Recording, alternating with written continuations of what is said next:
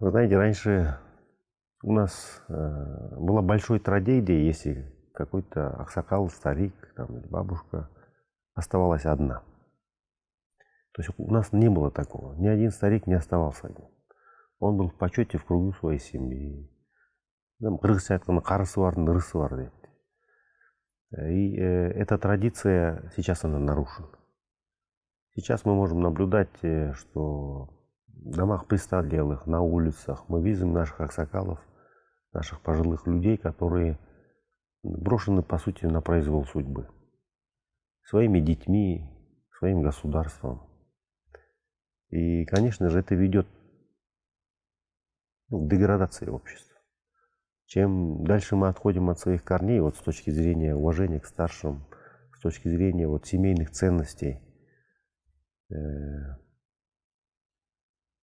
тем мы просто разрушаем свою нацию.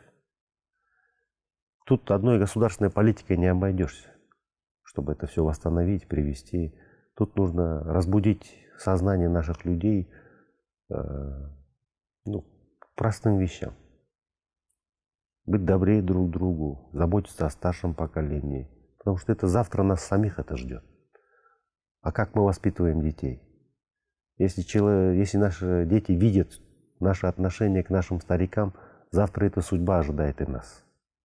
Для этого, если методологически мыслить, мы же говорили о том, что мы нация, если, допустим, западные нации, они живут отрицанием. Запад есть мышление. Я не есть то. То кыргызы живут отождествлением. Так как у нас устное народное творчество, мы образами мыслим, у нас акынство развито, у нас монасчие институты есть. Да, и с этой точки зрения, конечно, очень важна роль работников культуры. Это кино, музыка, значит, я не знаю, художники все. Мы должны создавать образы, когда нет. Сейчас это называется окно Авертона, да, когда запускается какая-то модель определенного поведения. Сперва она вызывает отрицание, а потом мы привыкаем. Но если эта технология существует, это если работает, если мы нация такая, которая вот мыслим образами, отождествляемся, значит, это в хорошую сторону можно использовать, да, знаете, создавая положительные образы, создавая, что вот кыргызча у нас сейчас отрицательно, да, идет как-то вот кыргызча получилось, это значит плохо.